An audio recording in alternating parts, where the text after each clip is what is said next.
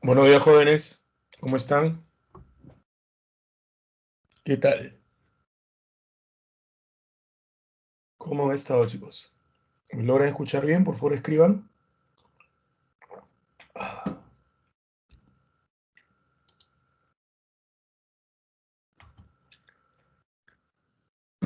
Hola, Ángel. Hola, Cielo. Gracias. Hola, Luis. Juan, ¿qué tal? Gracias, André. Hola, Teresita. ¿Cómo están? Gracias, gracias. Vamos a comenzar. ¿Qué tal la... Hola, Joaquín. ¿Qué tal la semana de descanso merecida? ¿No? Semana Santa. Hola, Miguel.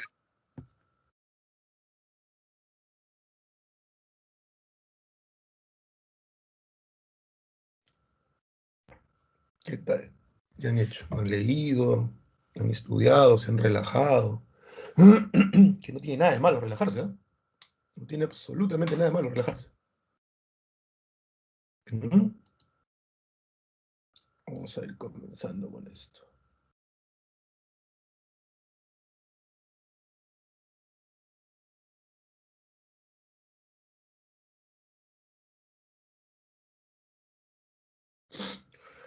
A ver, chicos, hoy día nos toca desarrollar eh, la parte de revolución industrial y unificación nacional, es lo que la semana pasada creo que estuve avanzando con ustedes, hoy lo vamos a hacer completo. Ya, vamos a ver eso. Acá me dice. Ah, tranquilo, Teresita, tranquilo. Avanzando algunos trabajos para que la cosa sea menos pesada durante las semanas. Y poniéndome el día en otros, relajándome, ¿no? Un día o 2 días enteros no toqué computadora, tratando de ver series o alguna película. Me vi el Snyder Cut, o Cut, no sé cómo yo lo se pronuncia.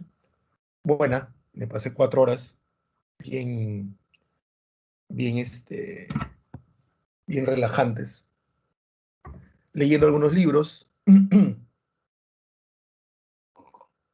Aún no terminó uno. Lo bueno es que el libro está en PDF, así que conecto la laptop al televisor y lo puedo leer en pantalla de más de 50 pulgadas, así que es genial, ¿no? Eso es lo bueno para aquellos que siempre decimos que nos molesta ver los libros en PDF en la pantalla del celular o de la computadora. Lo duplicas en la tele y listo, ¿no? Obviamente cuando tienes si no tienes una tele Smart con tu cable HDMI, colocas tu computadora hacia el cable y ves tu libro ahí en pantalla gigante. ¿Bien?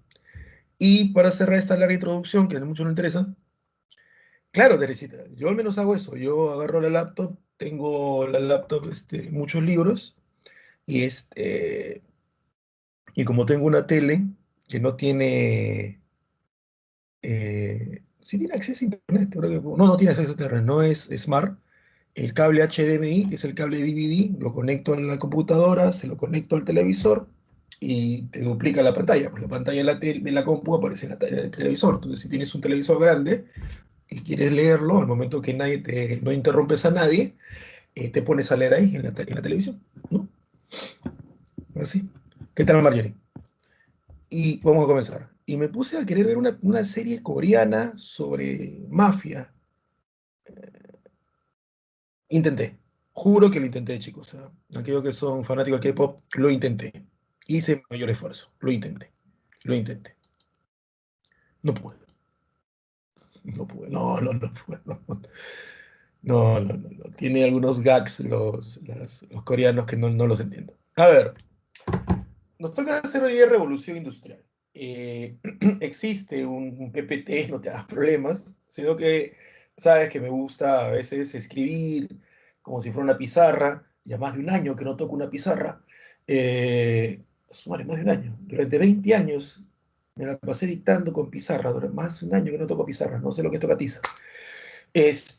Vamos a ver esto, ¿no? Entonces, hay un PPT, no te preocupes. Vamos con esto. ¿Qué es la revolución industrial? ¿Ya?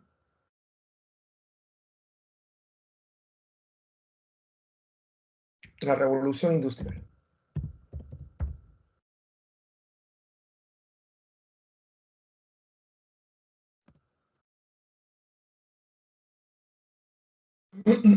La revolución industrial, lo vamos a ver dentro de un ratito, es un cambio radical. Una revolución, como ustedes bien saben, una revolución es un cambio radical, ¿no? Y la industria es la producción de bienes.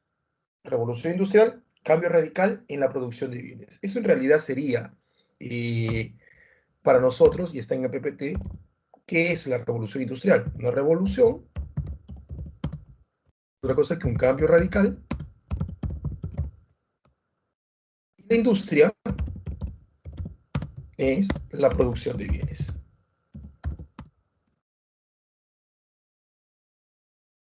Producción de bienes. Tomo esta hoja de Word, que la están viendo, porque esto lo vamos a ver en el PPT. A mí lo que me interesa es esto, ¿no?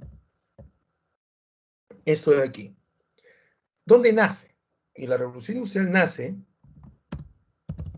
nació en Inglaterra. Ahí nace la revolución industrial. Nació en Inglaterra. Entonces,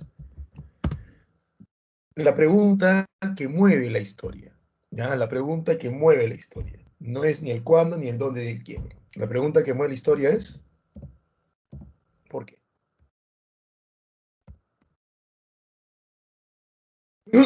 Eso es lo que tenemos que entender en esta clase. El por qué. ¿Ya?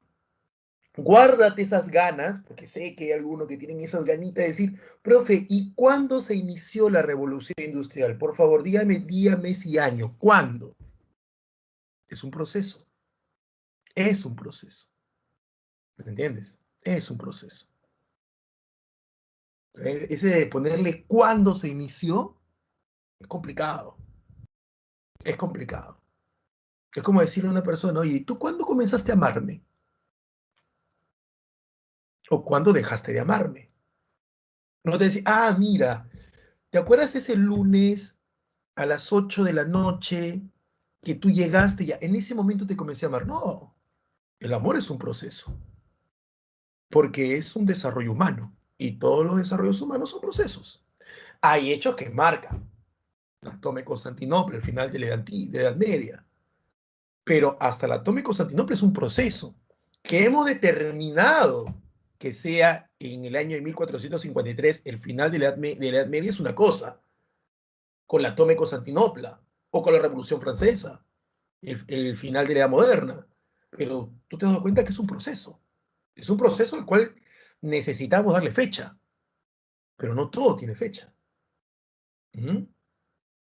Es como nosotros, ¿no? Nosotros necesitamos tener una fecha para comenzar con nuestra vida, porque todo necesita un inicio. Y necesitamos saber el inicio. Nosotros nos ponen como fecha, en el mundo occidental tenemos como fecha el día que nacemos. Pero en realidad, ya en el vientre de la madre, estamos vivos. Y por eso tanta la discusión si es que interrumpir, interrumpir no, poner fin a una gestación o embarazo es o no es un asesinato. ¿Cuándo lo es? ¿Cuándo comienza la vida? En realidad ya estamos vivos en el vientre de la madre. Así que al tiempo que tú tienes, aumenta 8 meses, mínimo. Y esa es realmente tu real edad. Es como decir, yo tengo 42 años. Estoy a punto de cumplir 43 en estos días. Pero si realmente le sumo el tiempo que estoy dentro del ambiente de mi madre, yo ya tengo 43 años ya. Ya tengo 43, larguísimo 43. Estoy caminando a los 44. Solamente que no lo pienso así porque me deprime más. ¿Me entiendes? Entonces es un proceso. Así que para aquellos que están ahí con las ansias, profe, día, mes y año y hora, por favor, no es posible. ¿Ya? No es posible. Profesor, mi otro profesor me dijo, ¿qué te puedo decir? Históricamente, seriamente, no es posible, porque es un proceso. Y vamos a verlo. ¿Por qué nace en Inglaterra? ¿Qué tiene de especial Inglaterra? ¿No? ¿Por qué nació en Inglaterra y no nació en otro lugar?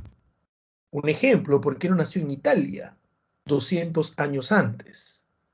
Porque tú recordarás, la Italia del siglo XVI, porque estamos en la Inglaterra del siglo XVIII, La revolución industrial nace en el siglo XVIII.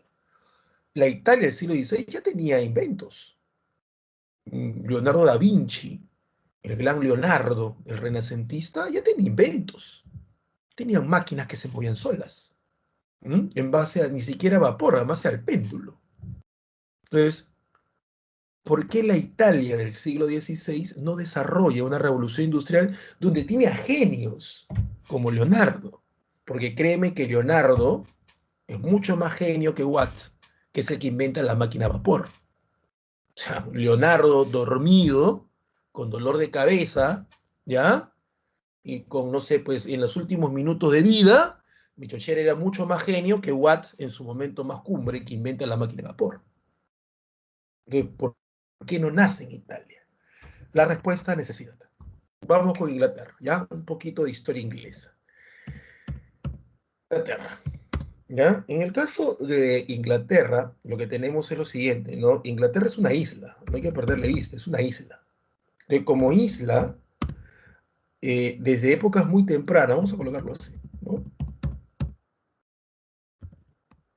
Así, Edad Media. Vamos a ver de Inglaterra en la Edad Media. Primero es una isla. Y como isla, Inglaterra va a tener una economía agropecuaria y va a tener comercio. Eso quiere decir que Inglaterra, desde épocas muy tempranas, desde momentos muy feudales, Inglaterra tenía comercio. Tenía comercio, porque es una isla. Tiene comercio con las costas nortes de Francia, o con la zona que se conoció con el nombre de Flandes, con la parte norte de lo que es la antigua Alemania, o lo que, perdón, hoy es Alemania. Entonces, tiene comercio. Eso es Inglaterra, tiene comercio, en la Edad Media. Otro dato muy interesante de Inglaterra es que desde el siglo XII, Inglaterra tiene esto, la Carta Magna. La Carta Magna está relacionada a este rey, al rey Juan Sin Tierra, hermano de Ricardo Corazón de León. La importancia de la Carta Magna es que la Carta Magna limita poderes al rey, limita poderes al rey, ¿ya? Y convocar al Parlamento. El rey debe convocar al Parlamento, el cual lo conforma la nobleza y los comerciantes. Ahí ya te das cuenta de la importancia que tienen los comerciantes para Inglaterra en el siglo XII, de la importancia que tiene el comercio para Inglaterra en el siglo XII. Tanto así que el rey tiene poderes limitados y compartidos con el Parlamento, y un Parlamento que tiene dentro de ellos a los comerciantes. Mira la importancia del comercio para los ingleses. El rey debe convocar al Parlamento en caso de elevar impuestos y o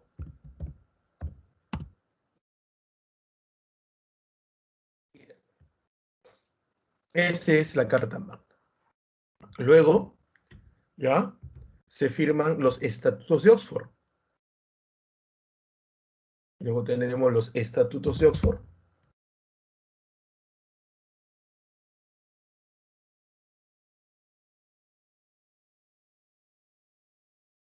Y lo que hacen es complementar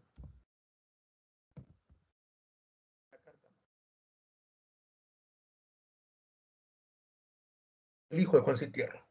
Su objetivo era acabar con la Carta Magna y le terminan haciendo que firme algo que lo complemente, ¿no? Ese es Inglaterra en el siglo XII, ¿ya? Para el siglo XIV, tenemos una Inglaterra que ingresa a la Guerra de los 100 años.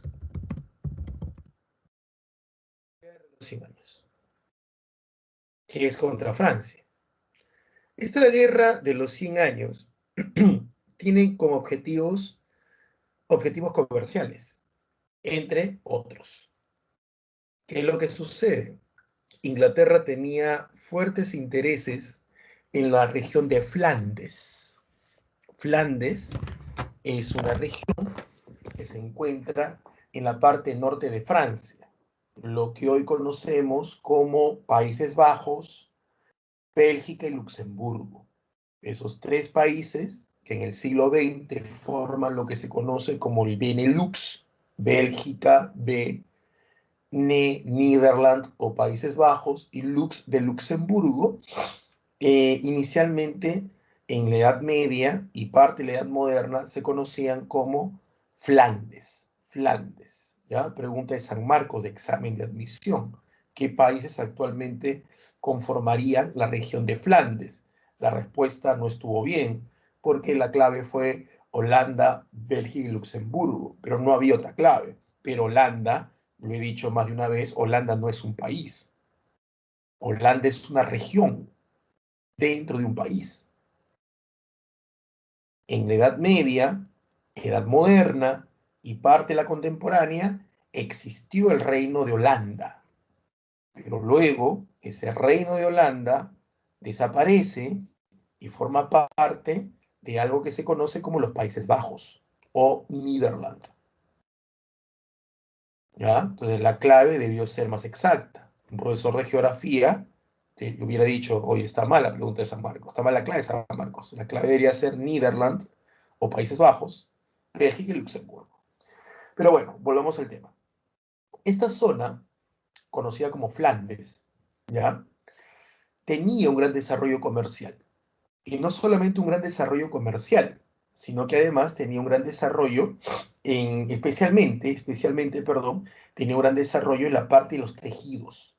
Entonces, Inglaterra tenía una fuerte relación comercial con, con las ciudades de Flandes.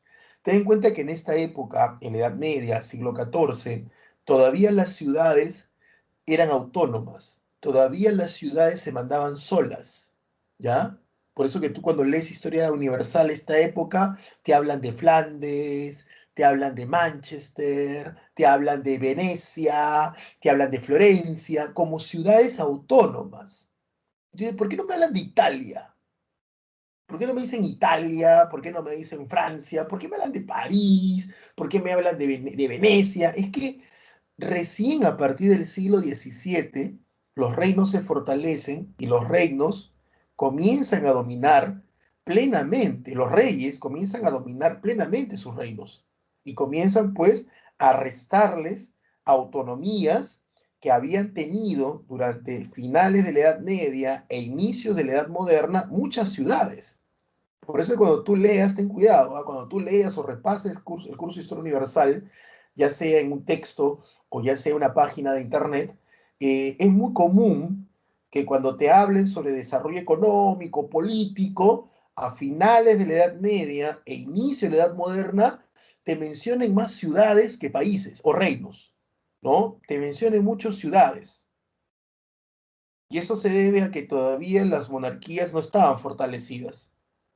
Las monarquías se fortalecen, depende qué monarquía, algunas en el siglo XVI, como el caso de España, debido al oro y la plata que llega en gran cantidad de América, por eso que después Carlos está que se pelea con muchas ciudades, como las comunidades o ciudades de Castilla, ¿ya? En el caso de Francia tiene mayor fuerza y dominio a partir del siglo XVII con Luis XIV, ¿no? Inglaterra lo va a tener también en el siglo XVI-XVII, entonces es común que aquí se hable mucho de ciudades. Italia recién va a tener una monarquía y lo vamos a hacer hoy día en el siglo XIX. O sea, recién va a tener una Italia unificada en el siglo XIX, por eso que se habla tanto de repúblicas, ¿no? Venecia, Génova, Florencia, que se paran peleando entre ellas.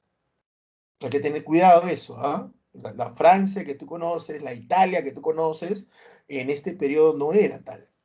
Entonces seguimos. En el siglo XIV se da la Guerra de los 100 Años. Francia desea controlar esa zona norte, que hay mucho poder económico. Inglaterra va en ayuda de las ciudades de Flandes y comienza una guerra, ¿no? Que además tiene otro trasfondo, un trasfondo que tiene que ver, y lo hemos visto en clase, que tiene que ver pues con recuperación de territorios, ¿no?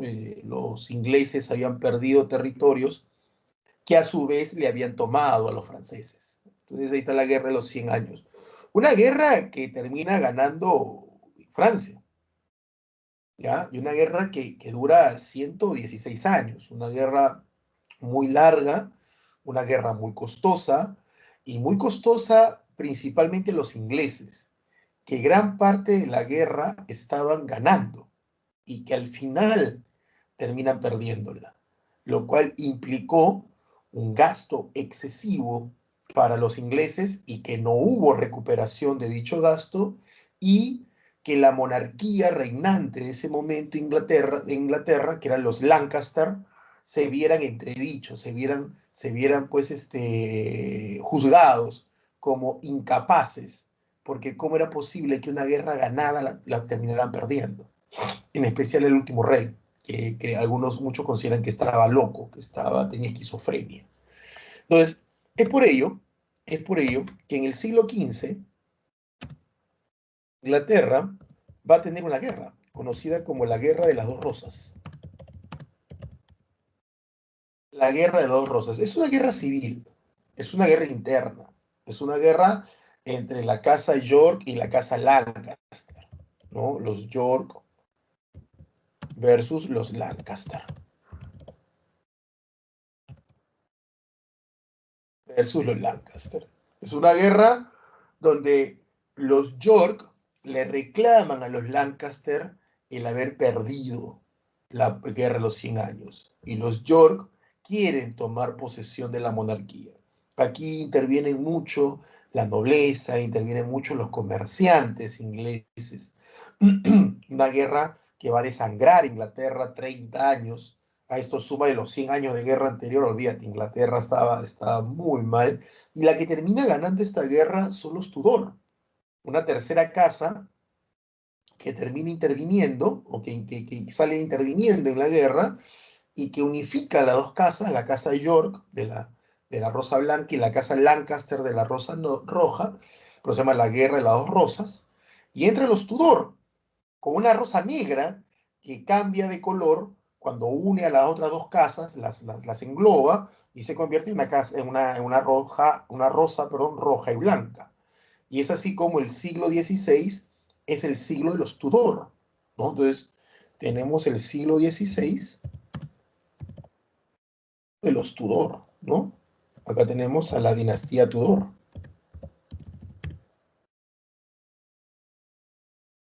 La dinastía Tudor. Y esta dinastía Tudor va a tener a estos reyes importantes. Enrique VIII, ¿ya? Eduardo, su hijo, no trasciende mucho, ¿ya? Así que colocarlo ahí por las puras. María, María Tudor, conocida como María la Sangrienta, María I, ¿no? E Isabel, la famosa Isabel I o Reina Virgen. ¿Mm? Esos tres reyes sí marcan Inglaterra. Enrique Tudor, o Enrique VIII, es el segundo rey Tudor.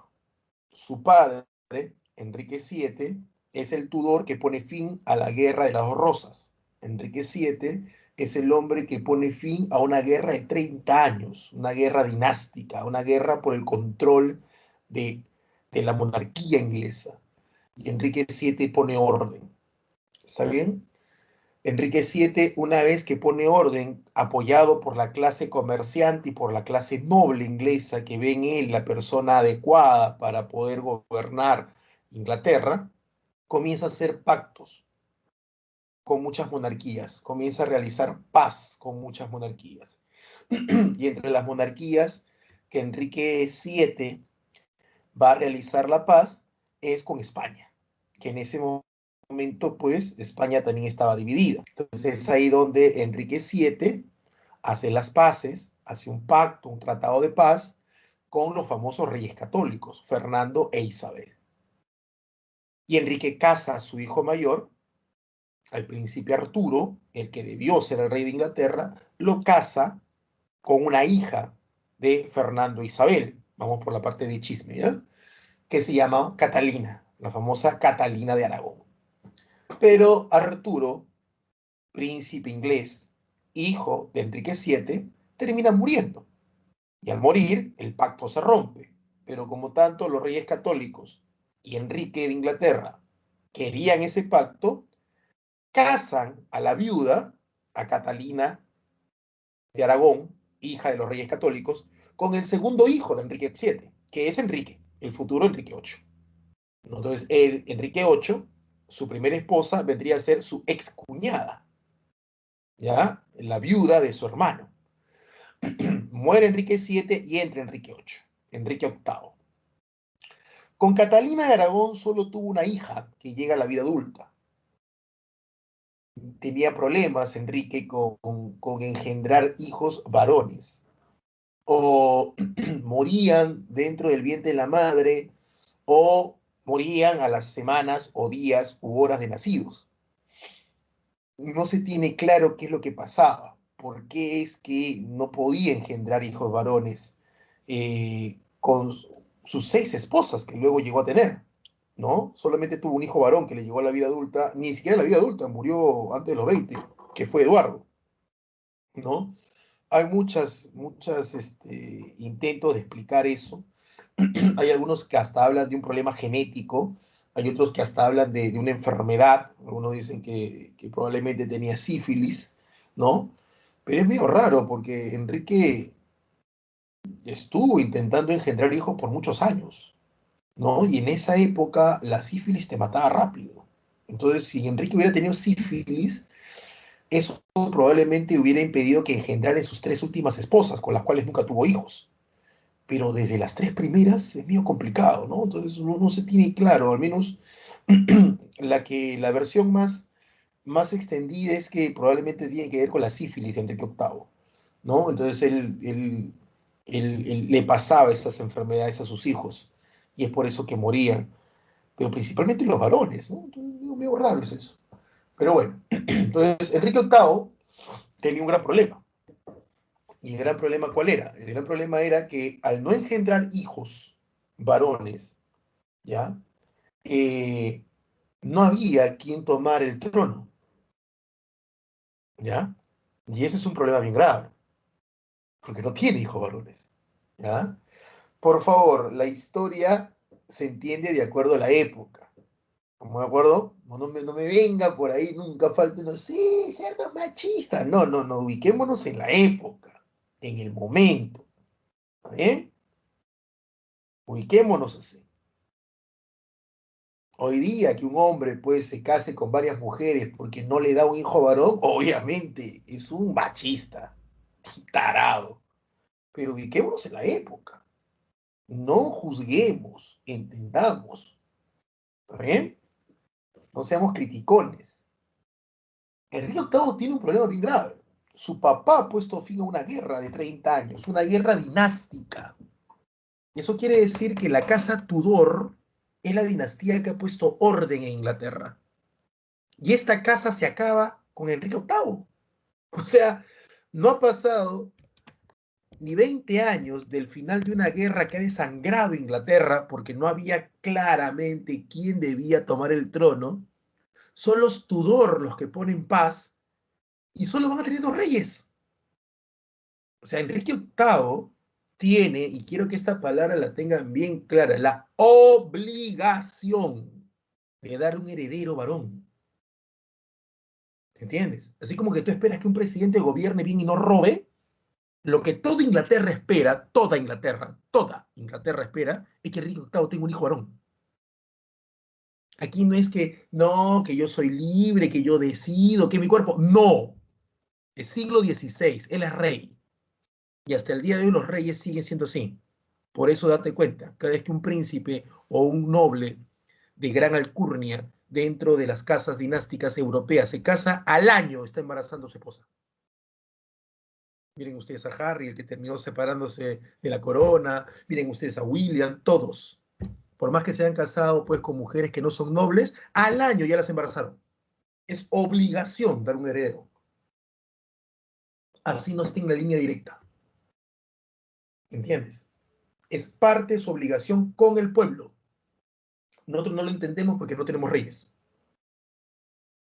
Entonces, si eso pasa hoy en las casas como la española, la inglesa, ¿no? Imagínate cómo sería en el siglo XVI. Entonces, Enrique VIII tiene una presión muy fuerte, muy, muy fuerte, de que él no podía morir sin dar un heredero. Y lo que es peor, ni siquiera uno, tenía que dar mínimo 5. Porque en esa época no hay medicinas como las de ahora, donde tienes un hijo, bueno, pues ya no, el apellido se mantiene, no, la dinastía se mantiene, no. En esa época la probabilidad de que el hijo se muera es muy altas, y más si es varón. Entonces Enrique está presionado porque la historia reciente inglesa lo obliga a tener un hijo varón. Presionado porque la clase comerciante le dice, oye, estamos creciendo después de más de 150 años de guerra, tú no puedes morirte sin dejarnos pues en el aire. Tienes que dejarnos algo, o sea, en este caso, herederos, ¿no? Y lo peor era pues que la esposa de Enrique VIII, Catalina, era mayor que él. Y por lo tanto, pues, a diferencia del hombre, la mujer tiene un tiempo en el cual puede procrear, ¿no? Pasado, pues, los 40 es muy complicado que quede embarazada. ¿Está bien? Y no me vengan, profe, noticia de una, de cuántos millones de mujeres.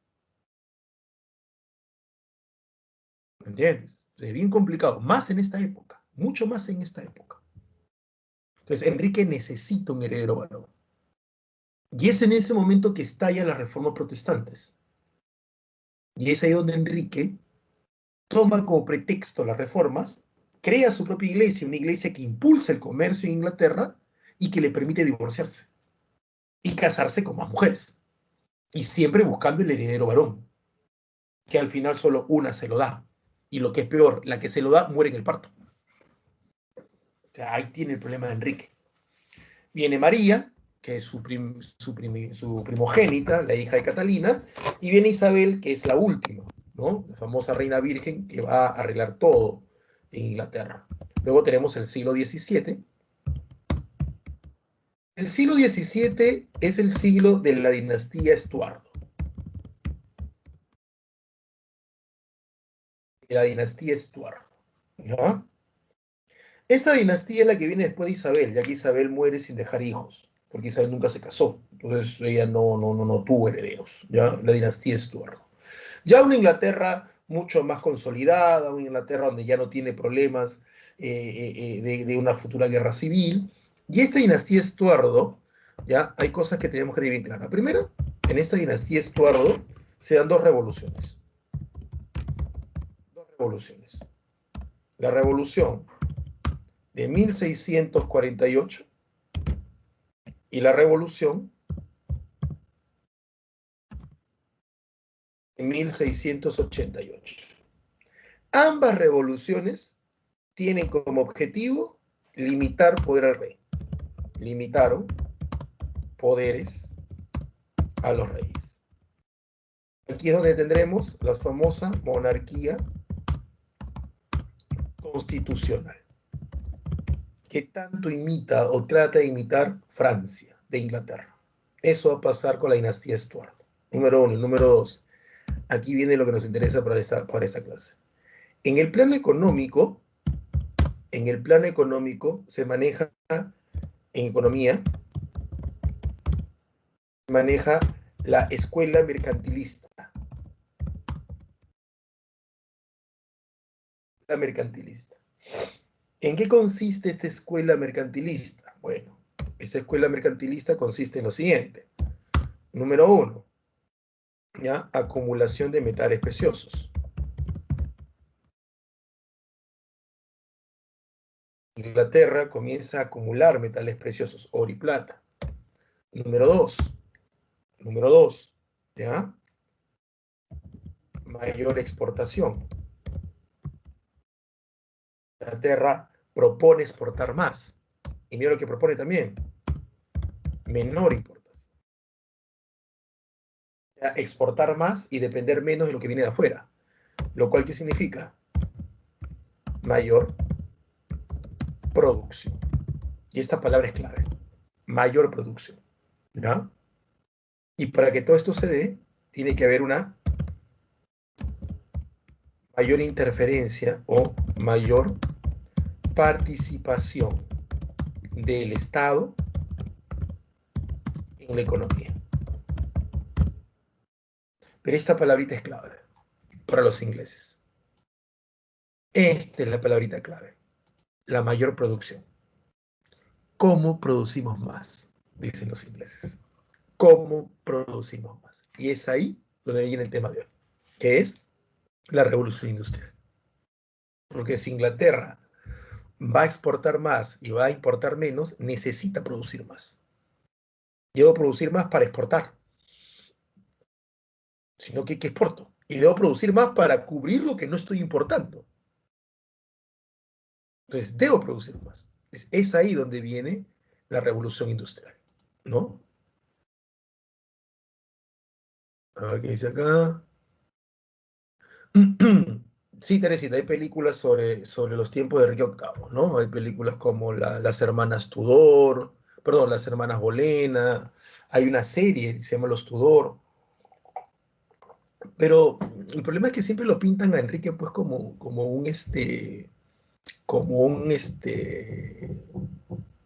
un tipo pues muy pegado a los placeres de la carne, que solamente hizo lo que hizo por los placeres. Tampoco estoy diciendo que era un santo, ¿no? Pero el casarse, uy, esto no es. El casarse con 6 esposas tiene un objetivo, ¿no? La revolución industrial. A ver, ya dijimos que la revolución industrial es un cambio radical en la producción de bienes, ¿no? ¿Y cómo se producía antes? Acá lo tienes, una producción con manufactura, ¿ya? Y cuando hablamos de manu, estamos hablando de mano, ¿no? Energía humana. Entonces decimos que la primera forma de producir era con energía humana. ¿No? La factura o fabricación era con la energía humana. Y eso tiene un límite, pues.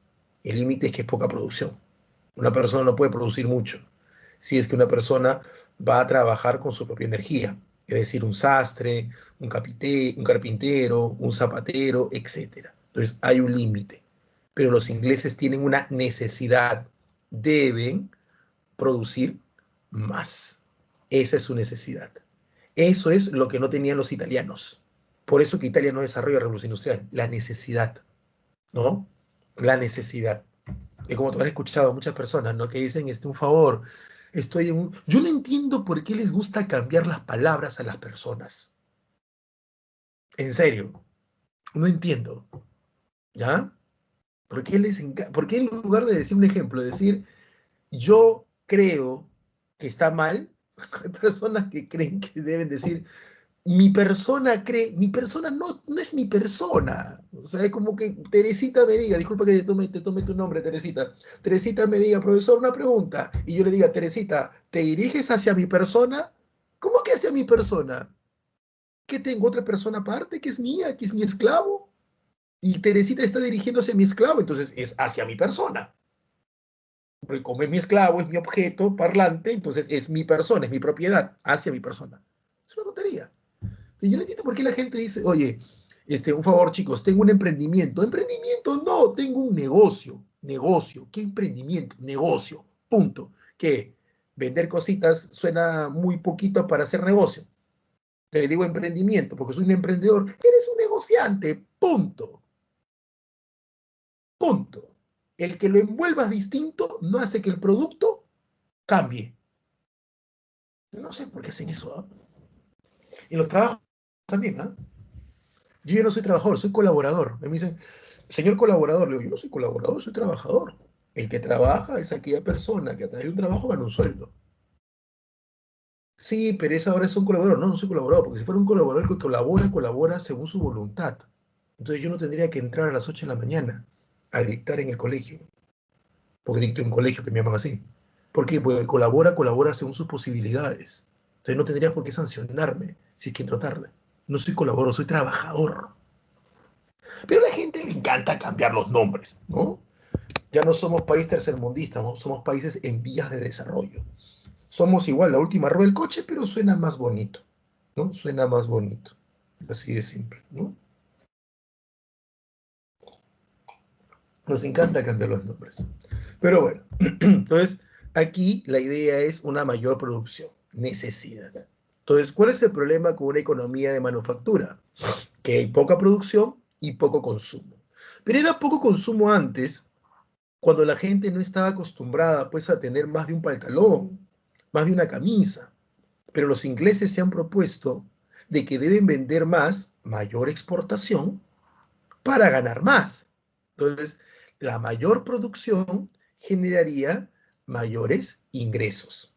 Y los ingleses no están apuntando a los reyes, no están apuntando a los nobles, no están apuntando a los papas.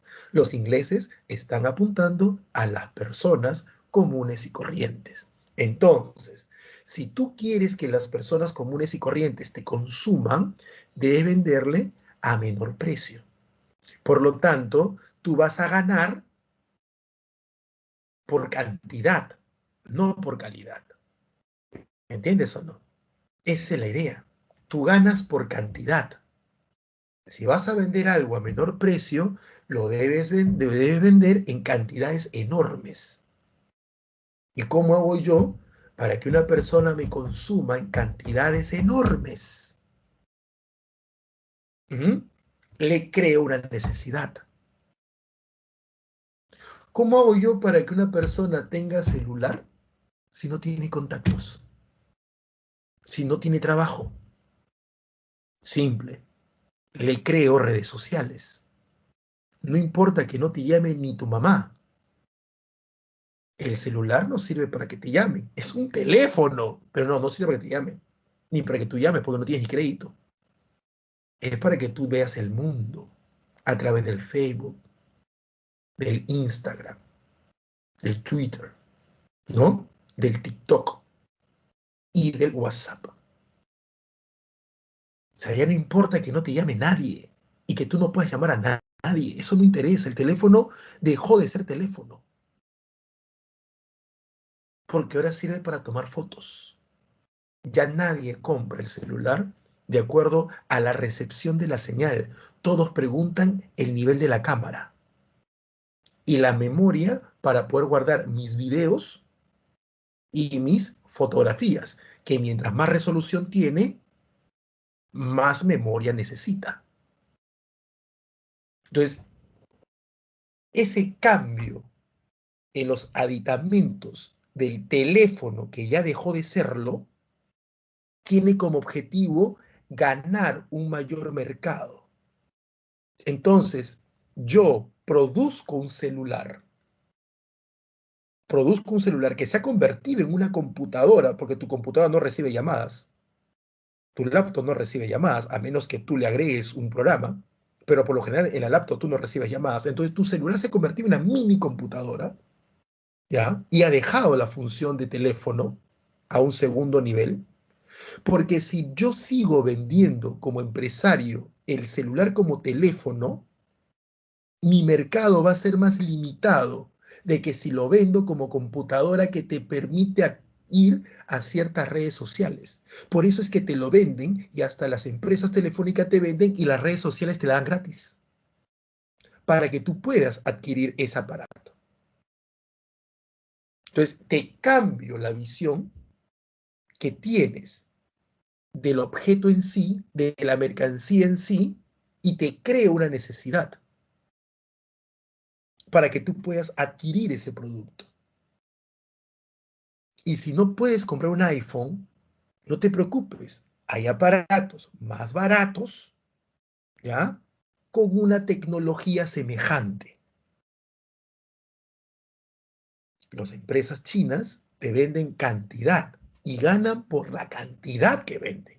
Mientras que iPhone te vende, entre comillas, calidad y gana por unidad. Los ingleses serían como los chinos del siglo XVIII. Ellos necesitan vender cantidad porque su mercado no apunta a gente con riqueza, apunta a la gente común y corriente, donde está la mayoría. Pero debo cambiarle la forma de pensar. Entonces hay todo un cambio. Por eso que la revolución industrial es la segunda revolución más grande de la humanidad, porque nos cambia la forma de pensar, porque nos cambia la manera de ver el mundo y de vernos en él, y porque nos genera necesidades, necesidades que se vuelven un círculo vicioso, que en su momento lo vamos a explicar. Porque te apuesto que muchos de ustedes está pensando en una carrera que le dé dinero. ¿Y el dinero para qué lo quieren? Y probablemente el 1% de ustedes lo quieren para tener bienes. Por encima. Cuando en realidad, ¿qué nos ha demostrado esta pandemia? Que lo primero que debes tener es salud. Si el dinero lo usas para tener salud, así sigas viviendo en la misma casa, está bien utilizado. Pero si lo tienes para obtener bienes, viene un problema. Siempre habrá un bien mejor. Y vas a querer tener ese otro bien, y ese otro bien, y ese otro bien, y al final terminas endeudado. ¿Entiendes? Pero eso vamos a explicarlo luego, ¿ya? Cómo nos autoexplotamos. ¿No? Entonces, los ingleses comienzan una revolución industrial con el objetivo de una mayor producción, porque han apuntado a ampliar el mercado. Y esa ampliación del mercado implica también un cambio en la forma de pensar. Y viene la producción de máquinas, ¿no? Producción por máquinas. Máquinas funcionan con energía. Primero el vapor, luego el carbón, luego el petróleo y la electricidad. Uy, ¿qué fue eso? Y la electricidad, ¿no? Donde aparecen en fábricas. Mucha producción, producción masiva y en serie. ¿Me entiendes? El mercado se amplía.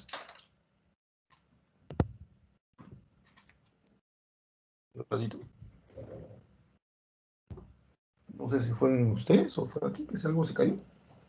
El mercado se amplía, ¿ya? Porque hay mayor ganancia. Entonces, el mercado va a ampliarse mucho. Esa es la revolución industrial, porque eso es lo que busca. Ganancia, ganancia, ganancia. ¿Saben? Importancia de todo esto. El capitalismo llega a su fase superior, el imperialismo, ¿no? El imperialismo. A ver, continúo. Ahí está. Esto es lo que yo he hablado en la hoja, ¿no? Esto se resume el siglo XVII. En la hoja hablamos de todos los siglos. Aquí está Carlos. Este Carlos que tú ves aquí es el de la Revolución del 48. Ahí está. Mientras que este Jacobo es de la Revolución del 88. Vamos con las causas. Primero, burguesía desarrollada en el poder y en el poder de Inglaterra. Gracias a la Revolución del 88, vamos a tener una monarquía constitucional. Y la burguesía, que es la clase comerciante, es la que necesita ganar más. Y es por ello que ellos impulsan, ya desde el poder político, el desarrollo de máquinas. ¿Mm? La revolución agrícola. Hay un cambio en la agricultura para que también la agricultura produzca más, ya que a partir del siglo XVIII el número de personas aumenta. Y al aumentar el número de personas, uno, se necesita alimentar más y dos, existe mano de obra necesaria para las fábricas. Entonces aquí hay una revolución agrícola. Acá está la explosión demográfica, ¿no? Y el desarrollo de la ciencia y la tecnología. Aquí tienen las dos revoluciones. La primera, que se da entre la primera mitad del siglo, esta es una fecha referencial nada más, ¿eh? Entre la primera mitad del siglo XVIII y antes de la primera mitad del siglo XIX. Vuelvo a insistir, son referenciales, ¿eh? No, no en todos los textos son iguales, ¿no? Esta primera revolución industrial tiene el vapor y el carbón. El lugar, Inglaterra. Aquí es donde nace, Inglaterra, ¿no? La principal industria, la industria textil. Esta es la principal, la textil. La metalurgia tiene que ver con el transporte, porque acá también hay una revolución del transporte, la revolución de los ferrocarriles, para poder trasladar la maquinaria. En realidad, todas las revoluciones tecnológicas tienen un solo objetivo, producir más. ¿Mm? Ese es el único objetivo, producir más. ¿Entiendes? Es el único objetivo, producir más. ¿Ya? Y obviamente la producción que requiere consumo. ¿Mm? Consumo. Por eso que ustedes, mejor que yo, saben que tanto Facebook, Instagram, Twitter, pero Facebook e Instagram principalmente manejan un algoritmo que hace que tanto el Facebook como el Instagram no te venden productos, ¿ya? El Facebook y el Instagram lo que hacen es vendernos a nosotros como potenciales clientes a las empresas. Eso es lo que hace el Facebook y el Instagram. Vendernos a nosotros. Y no lo digo yo, lo dicen los propios técnicos o los propios ingenieros o los propios de mercadotecnia de Facebook e Instagram. Lo que nosotros hacemos no es venderle al público que consume Facebook e Instagram un producto. Lo que hacemos es venderle a ese público a las empresas. ¿Entiendes? Tú revisa algo que tiene que ver con en Facebook e Instagram y al día siguiente o al minuto te bombardean con varias páginas que tienen que ver con eso. Y la idea es que consumas. Y lo mismo pasa no solamente con cuestiones de productos para venderte, sino también con ideas. Si tú buscas alguna página en Facebook o en Instagram sobre el derecho a, no sé, a la adopción de niños por homosexuales, que no tiene nada de malo, ¿ya? Al minuto te bombardean con un montón de páginas semejantes. ¿Me entiendes? Y eso genera un problema. ¿Cuál es el problema? Que te hacen creer que te encierras en un mundo y te hacen creer que todos piensan como tú, pero en realidad no es así, es el algoritmo. Es lo mismo, si yo creo que las corridas de toros están bien y entro a una página que la corrida de toros, me bombardean con una serie de páginas que son semejantes. Y por lo tanto yo creo que un toro que muere en una arena está bien, porque tengo un montón de información que me lo está confirmando. Pero en realidad es una serie de información que el algoritmo me está enviando solamente un tipo de información. ¿Se entiende? Entonces, todo esto tiene un objetivo, la producción y el consumo. Nada más. Y en el caso político, obviamente, pues el que tú te manejes hacia una ideología, ¿no? Que también genera una producción y un consumo. En realidad es todo esto lo que mueve el mundo. Innovaciones técnicas y mecanización, ¿ya? Solamente tomé como ejemplo, ¿ah? No tengo ningún problema con que personas del mismo sexo adopten niños. No, a mí no me parece un problema el que las personas tengan gustos determinados por otra persona. Para mí ese no es el problema. Para mí el problema es la persona, su conducta, independientemente de su gusto. ¿Se entiende? Yo valoro a la persona como persona y los principios y la moral que maneja, independientemente que le guste, que le guste. Por lo tanto, si merece ser criticada una persona por su conducta inmoral, va a ser criticada. Más allá si es heterosexual, homosexual, pansexual y todas las variantes. Todas. Aquí tenemos que tener claro eso. Es la persona y su forma como se desarrolla en la sociedad con los demás. No importa cuál es su gusto, ¿no? Entonces a mí no me cabe la menor duda que dos personas del mismo sexo, si son personas centradas, pueden criar muy bien a un niño o una niña. Pero tampoco no me cabe la menor duda que dos personas heterosexuales pueden criar mal a un niño, como dos personas homosexuales también lo pueden hacer. Ojo, es la persona y su forma de ser. Entonces, aquí lo tienen, metalurgia y transporte, el ferrocarril, aparece el telégrafo, ¿no? Para mayor producción. Todo tiene que ver con esto, ¿eh? Todo tiene que ver con esto, todo tiene que ver con esto. Producción, producción, producción, producción, producción. Yo tengo un celular y ya me están escribiendo ya de las 7 de la mañana que debo entregar como trabajo. Ni caso les hago, ¿no? Porque 7 de la mañana no es mi hora de trabajo, mi hora de trabajo comienza a las 8. Así de simple. Innovación técnica, mecanización, ¿no? Acá es más técnico y la segunda revolución es más científico. Porque una cosa es ver un motor a vapor y otra cosa muy distinta es ver no sé, pues el cine. El cine tiene conocimientos científicos que se necesitan previamente para poder desarrollar un motor de una máquina cinematográfica. Aquí no, aquí es más técnico, acá es mucho más, ¿qué podría decirle?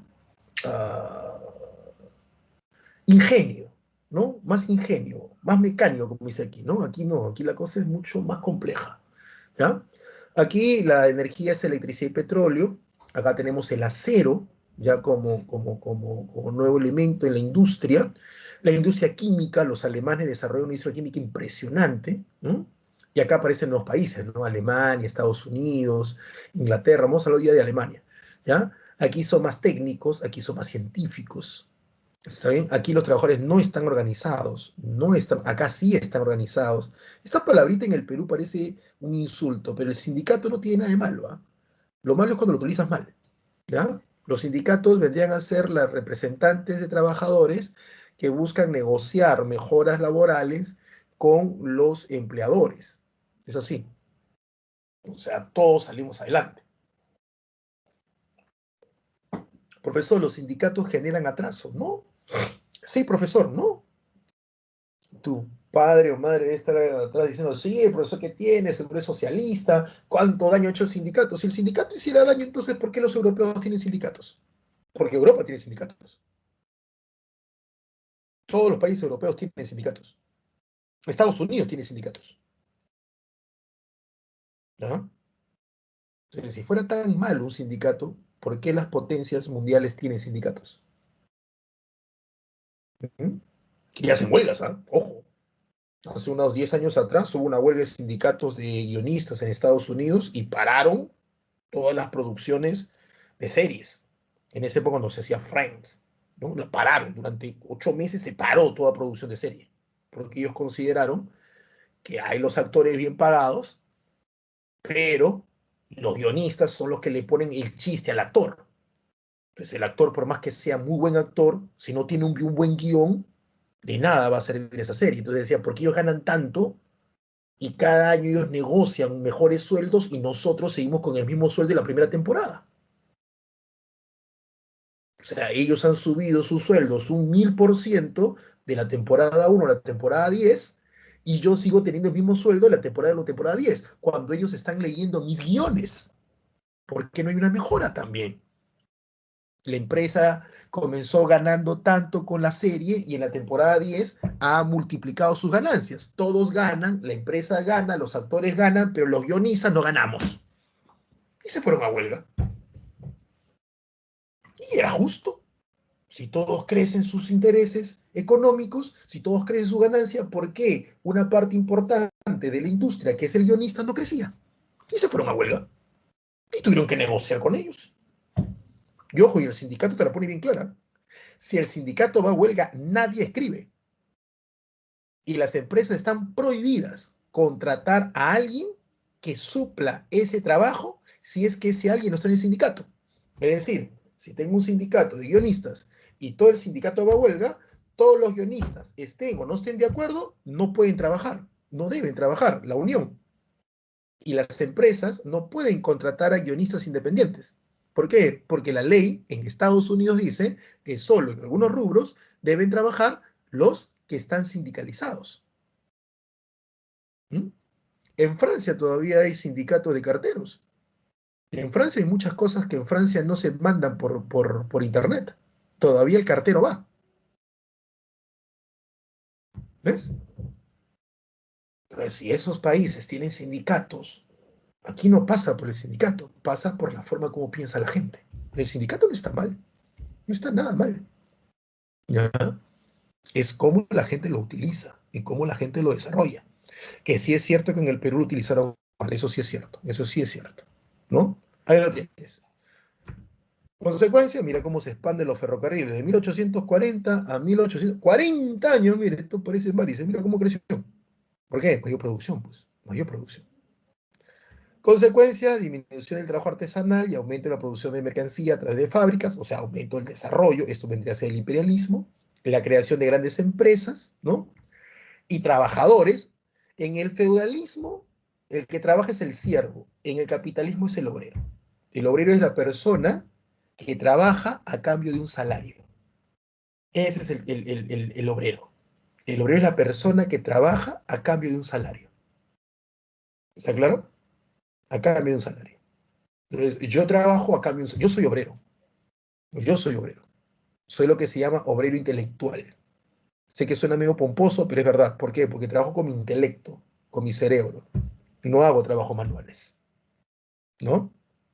Entonces, los trabajadores intelectuales hemos sabido salir bien parados de esta pandemia, siempre y cuando tengamos las herramientas necesarias, ¿no? Los trabajadores manuales, los obreros manuales es donde han tenido el problema, porque ellos necesitan estar dentro de la fábrica, ¿no?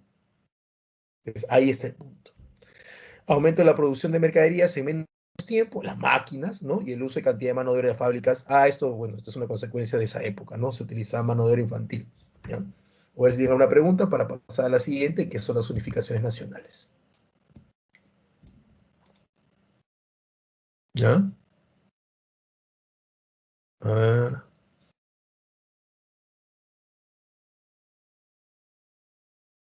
Yo no tengo celular, dicen por ahí.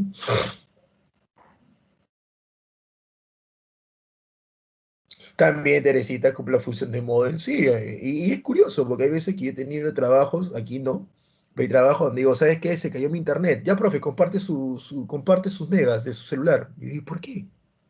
Y si son mis megas, ¿por qué yo debo compartirlas? ¿No?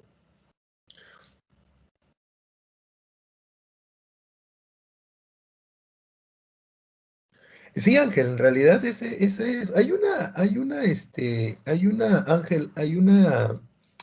no sé si han visto en internet, yo todavía no la veo, me han comentado, voy a verla, voy a buscarla, pero hay un documental en Netflix que trata sobre eso, ¿no? De gente que ha trabajado en grandes empresas y te dice cómo realmente se maneja esto, ¿no? Claro, vender sus datos personales, ¿no? Por eso cuando la gente decía, yo no me pienso vacunar porque me van a poner un chip para que sepa dónde estoy, pero ¿qué necesidad de ponerte un chip si el 50% de las personas en el Facebook ponen a cada rato dónde están, ¿no?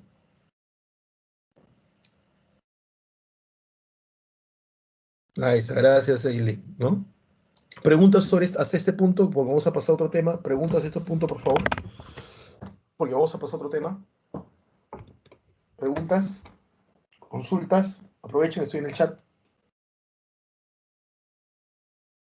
La revolución industrial sí, pues nos ha cambiado completamente la vida, ¿no? Después de la revolución neolítica, esta es la segunda revolución más grande de la historia. ¿Está bien? Es enorme esta revolución, ¿no? Creemos que los bienes nos definen, nos autoexplotamos, como en algún momento les dije, ¿no? Nos autoexplotamos, nos hemos vuelto nuestros propios amos explotadores, que es lo peor, ¿ya? Eso es lo peor. Hay gente que dice, no, yo voy a reventarme el lomo trabajando para obtener ¿qué? Pregúntate, ¿qué? ¿Una casa? ¿Un auto? ¿Un viaje? ¿En serio? Yo entiendo que me digan, yo voy a reventarme el lomo trabajando para obtener una estabilidad que me permita a mí estar sano. Vivir en un distrito que me permita a mí saber que tengo un hospital cerca, una clínica cerca, un mercado cerca. Saber que si tengo alguna enfermedad voy a ser atendido, ¿no? Voy a reventarme el lomo trabajando para tener una economía que le permita a mis hijos y hermanos poder tener una base de tranquilidad para ellos seguir desarrollándose, pero siempre ayudando a mis prójimos, en este caso a mi familia. Entonces ahí te entiendo, ¿no? Ahí te entiendo. Pero para tener el celular, la camioneta, que es que nos bombardean, pues, ¿no? Con publicidad. ¿Quiénes están felices? Los que tienen la camioneta. ¿Quiénes son felices? Los que tienen el celular. ¿Quiénes son felices? Los que toman fotos. En realidad, estamos solamente imitando cosas que vemos. ¿Y que vemos en qué? En propagandas, ¿no? que vemos en películas y que todo vende, vende, vende, vende, vende, vende, vende, vende, vende, vende. ¿No? Y acá cierro para entrar al otro. Viendo esta película de la Liga de la Justicia, hay una parte donde se ve a Batman afeitándose y la primera y el enfoque de 3 segundos es la máquina de afeitar. Ya me la están vendiendo ya. Batman utiliza esa máquina de afeitar. Hay gente que ha dicho, yo utilizo esa. Yo me afeito con la misma máquina que Batman se afeita. Soy Batman. ¿Entiendes? Te venden, te venden, te venden. Una vez me acuerdo que vi una escena del Amor de Guachimán. Yo soy Guachimán, no sé cómo es una serie acá en televisión peruana. Con este señor Rivera, no me acuerdo cómo se llama. Algo de Guachimanes. No me acuerdo, es algo de Guachimán. No me acuerdo qué es, pero es algo de Guachimán. Y cierro con este ejemplo. Y vi una escena, estaba comprando algo, en esa época no había cuarentena, estaba comprando algo, y la señora tenía colocado en la tele esa serie. Y era mucho me acuerdo, una señora, que no sé quién era porque nunca vi la serie, que hablaba con su otra chica, una más joven, en su cocina, ¿ya? Y cada vez que abría un estante, era pura publicidad. Todas las cajas con toda la publicidad. Y cada vez que ella colocaba algo en la mesa para que la chica se sirviera, siempre con la publicidad. O sea, tú veías eso y parecía una tienda eso. Pura publicidad. En una escena sobre una discusión, no sé de qué trataba la discusión en sí. Pero me llamó mucho la atención, ¿ah? Todo era marca, todo era marca. La señora tenía una bodega en su cocina, con marcas. Nunca vi tanta marca en mi vida. No, venta, venta, venta.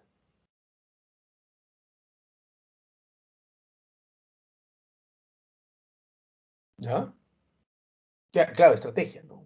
Por Dios, no sé cómo se llamaba la serie realmente. La vi en esos minutos y me llamó mucho la atención. Y dije, qué curioso, porque no soy de ver novelas peruanas, ¿no? Hasta el día de hoy no soy de ver novelas peruanas. Antes veía, pero ya no. Cuando las novelas valían la pena. Creo que la última que vi fue Natacha. Alucina, qué viejo que soy. La última que vi fue Natacha, creo. Sí, era una mini bodega su alacena, sí, Teresa, una mini bodega, era eso vende, ¿no? Pero ahí está, bueno, vamos. ¿Qué son las unificaciones nacionales? A ver, chicos, las unificaciones nacionales tienen que ver con el término nacionalismo, ¿ya?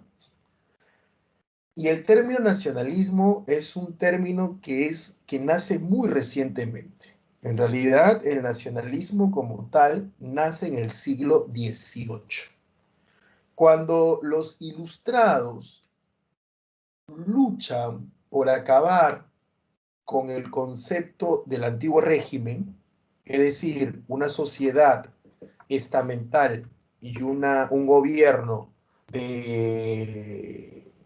absolutista. Cuando tú desmoronas eso, destruyes eso, tienes que reemplazarlo por algo. Y ese algo es el nacionalismo. El nacionalismo es un concepto que no existía antes. Los griegos no peleaban por nación, los griegos peleaban por ciudadanía. Yo soy ciudadano ateniense, soy ciudadano espartano o soy en la antigua Roma ciudadano romano. Los bárbaros no luchaban por ser reconocidos como miembros de la nación romana, ellos luchaban por ser reconocidos como miembros de la ciudadanía romana. Entonces, el concepto ciudadano tal vez sea lo más cercano que podemos encontrar al de nación. En la Edad Media, las relaciones entre el pueblo y el Estado es distinto. En la Edad Media, las relaciones europeas, en la Edad Media europea, las relaciones tienen que ver con relaciones feudovasallales y relaciones de servidumbre. Yo soy francés porque soy señor de un feudo en Francia y porque soy vasallo de un rey francés. Yo soy francés porque soy siervo de un feudo francés y mi señor es francés, porque es un vasallo de un rey francés.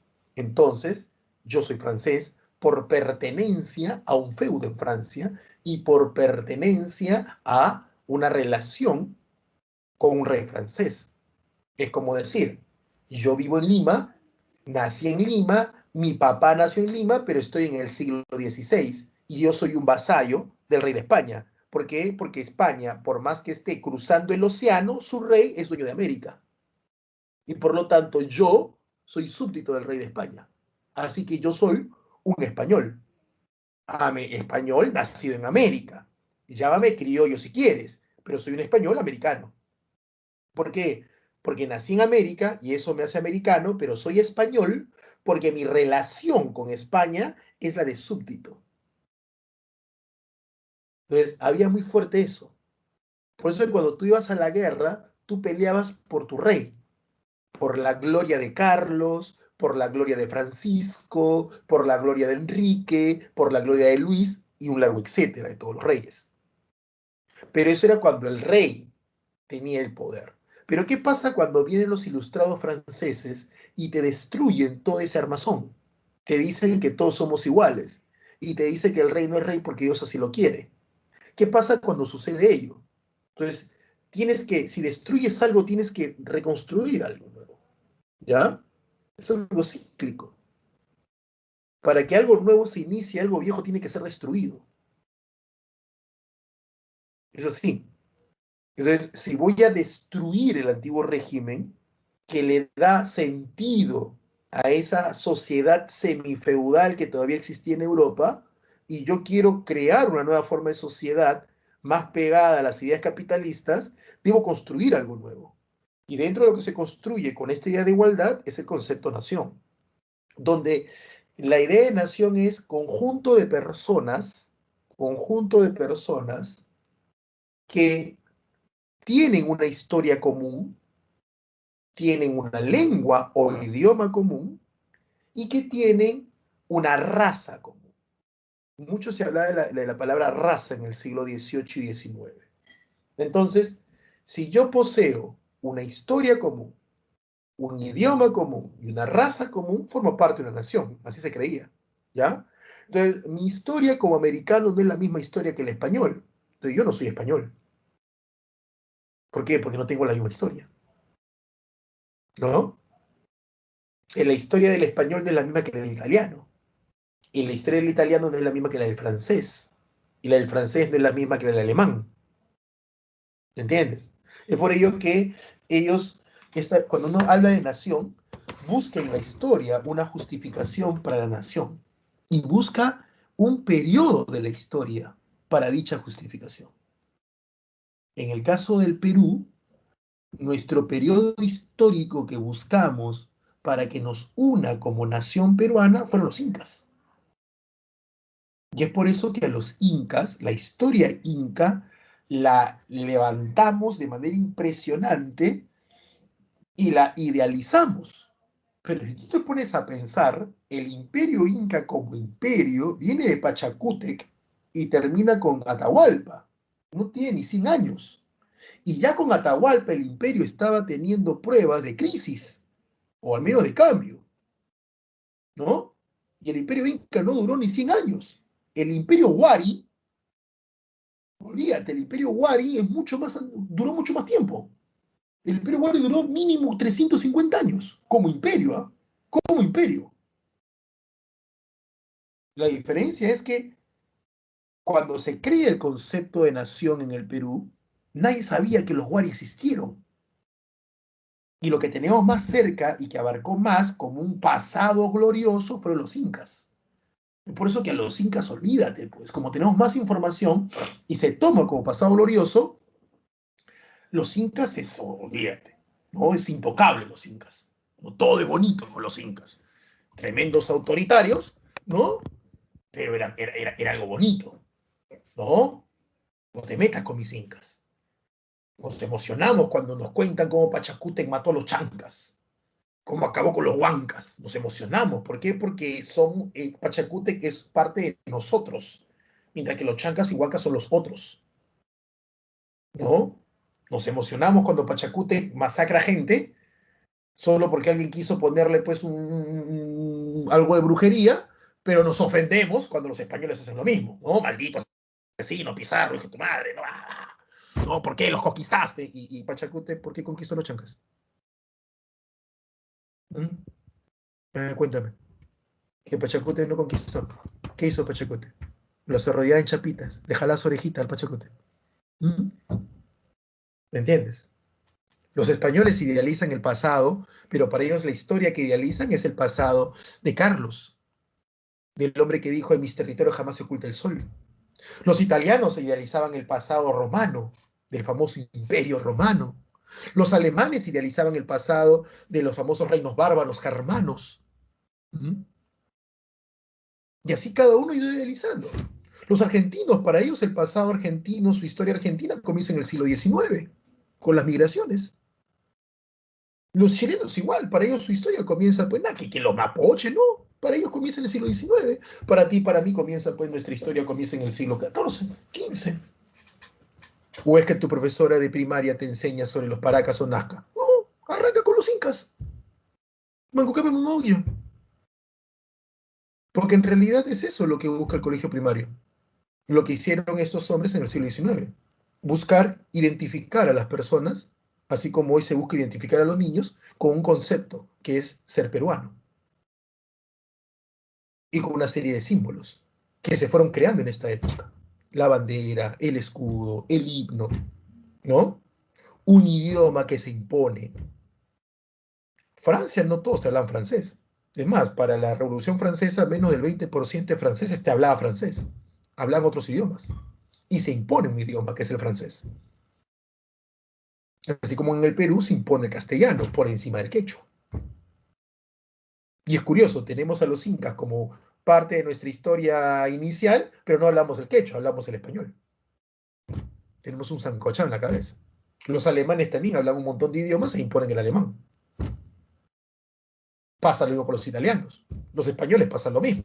Te hablan el vasco, te hablan el catalán, te hablan el castellano y imponen el castellano. Entonces, eso es el nacionalismo, ¿no? Con el tiempo le agregaron una característica más. Personas con mismo pasado, personas con un mismo espacio geográfico, perdón, personas que comparten un mismo idioma, una misma raza, y que su espacio geográfico sea lo suficientemente grande para sostenerlos. Porque estas naciones se convierten en estados, lo que se llama el estado-nación, ¿no? En el caso peruano, la nación que se convierte en estado es la nación criolla,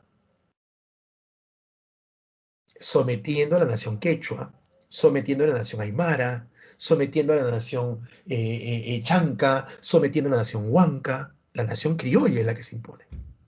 En el caso de España, la nación que se impone es la nación castellana, por encima de la nación vasca o la nación catalán, ¿no? Antes se iban a guerras. Muchas naciones no querían estar sometidas y se iban a guerras, como el caso, repasito, de algo que vamos a ver, como el caso de las naciones eslavas que no querían estar sometidas a la nación germana.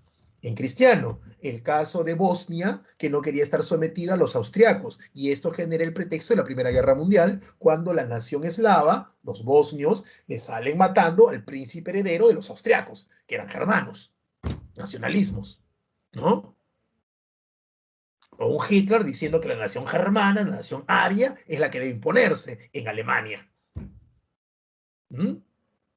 O aquí cuando vemos que el sur dice pues que la nación quechua es la verdadera nación peruana, porque aquí nació el Perú, pero en realidad se están basando en un concepto de nacionalismo, perdón, creado en el siglo XIX, que toma como punto de partida a los incas. ¿Qué hubiera pasado si los que crean el concepto nación toman como punto de partida a los wari? ¿Quiénes serían los verdaderos peruanos? Los ayacuchanos. ¿Y qué hubiera pasado si hubiéramos tomado como punto de partida a los chavín? ¿Quiénes serían los verdaderos peruanos? Los ancallinos. ¿Y qué hubiera pasado si tomaron como punto de partida Caral? ¿Quién serían los verdaderos peruanos? O los más antiguos. Los de Supe. Construcciones, señores. Construcciones. ¿Me entiendes?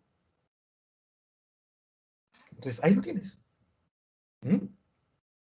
Entonces, esto se formó. Y esto va a ser la idea para que haya la unificación italiana. Porque Italia estaba dividida en 7 repúblicas o 7 reinos. Y van a combatir para poder unirlas en lo que tú hoy conoces como Italia. Italia. ¿Ya? Y se pone el famoso proceso de unificación italiana. Ahí tienes a los hombres, ¿no? Ahí está Giuseppe Garibaldi, el rey de Italia, Víctor Manuel II, ¿no? Y Camilo Benso, son los personajes que van a llevar a cabo esta unificación italiana, que termina cerrándose en el Tratado de Letrán, cuando Italia reconoce, Benito Mussolini reconoce que el Vaticano es un país aparte. Y es así como el Vaticano, que no quiere estar sometido a Italia, es un país aparte. El Vaticano no es Italia, por si acaso, el Vaticano es un país aparte. ¿Ya? País chiquito, pero país aparte. La unificación alemana. Alemania era más complicado. Alemania estaba dividido en 32 estados. Imagínate, muy complicado todavía. Pero en los 32 estados habían dos estados importantes, que era el estado de Prusia, Prusia con P, y el estado de Austria. Y es Prusia el que lleva a cabo esa unificación, sometiendo a los 31 estados restantes y choteando a uno, Austria. Lo termina sacando el camino. ¿Mm? La persona encargada de esto son estos dos hombres, el rey de Prusia, ¿no? El emperador Guillermo I, primer Kaiser de Alemania, y Otto von Bismarck, el famoso canciller de hierro. Y hasta el día de hoy se sigue luchando, señores, por esta idea de nacionalismo, ¿no?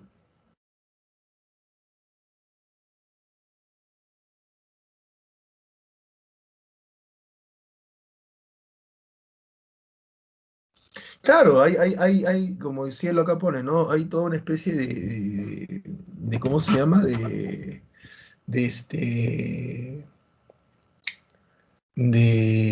idealización, ¿no? Los incas medían 2 metros, todo era bonito. ¿Ustedes se dan cuenta cómo es la historia? La historia parecía una historia de cuento de hadas, ¿no? Los orígenes, todos son bonitos, los incas eran buenos, nadie robaba, nadie mataba, todos eran felices, hasta que viene el malo. ¿Quién es el malo? El español, ¿no?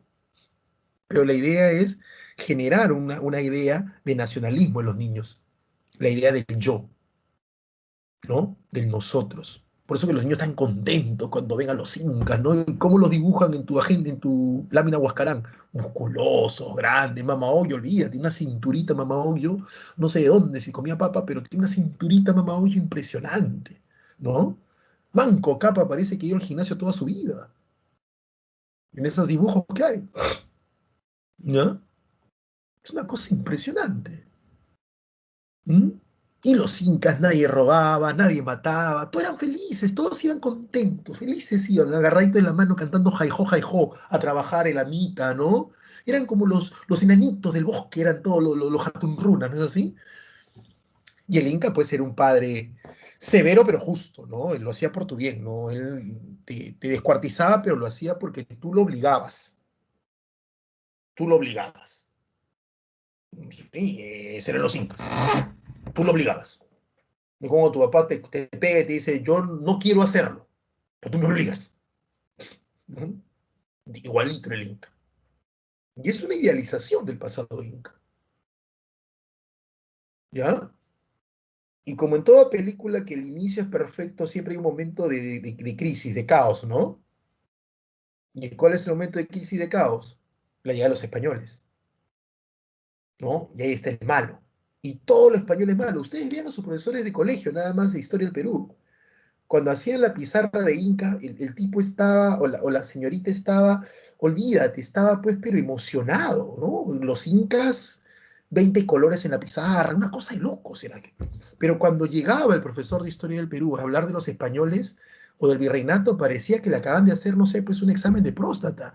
Venía molesto, que los españoles son lo peor, que por aquí, que por allá, ¿no? Rajaba de los españoles, y curioso, habla español, ¿no? Y rajaba de los españoles, que nada bueno trajeron los españoles, y tú le preguntas, profe, ¿usted dónde es? De San Marcos, la mejor universidad del Perú, pero San Marcos la fundaron españoles, ¿ve?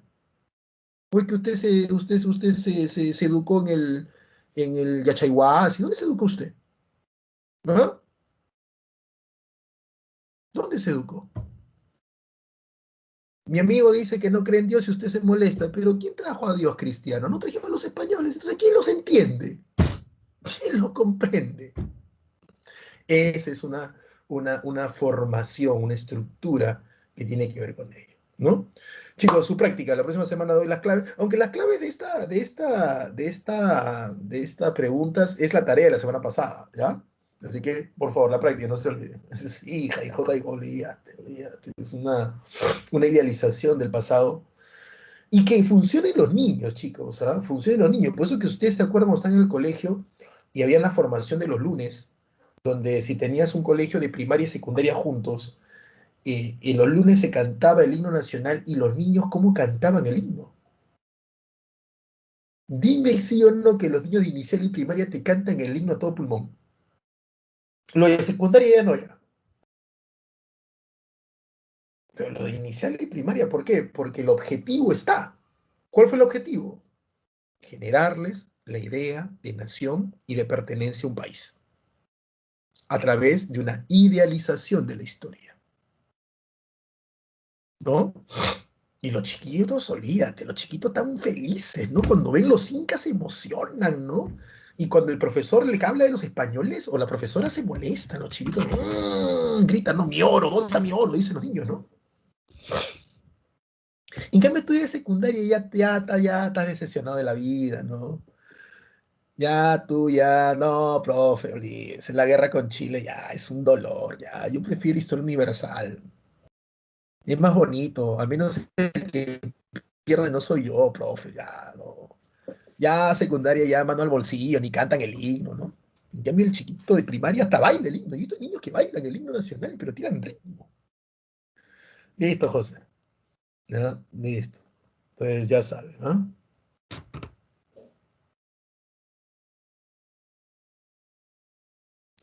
Espero que hayan entendido la clase, ya saben qué es la nación.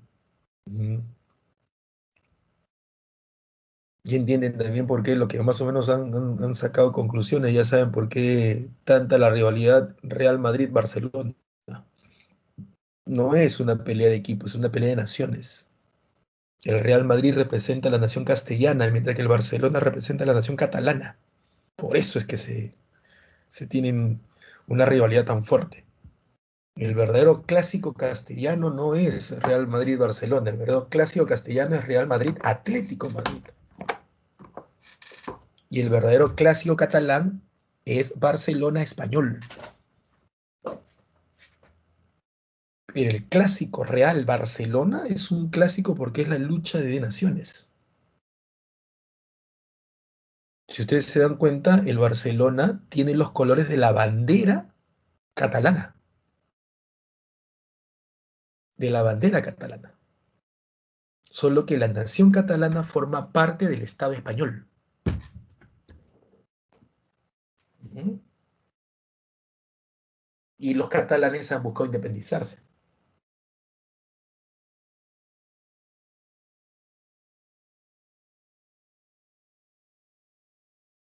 Bueno, chicos, espero que se haya entendido la clase y espero que les haya gustado la clase. No, ya saben, el conocimiento no tiene que ser aburrido, pero sin dejar de ser conocimiento y efectivo. Nos vemos la próxima semana. Cuídense bastante, con todo mi desayuno. Hasta la próxima. ¿Ya? Chau, chicos.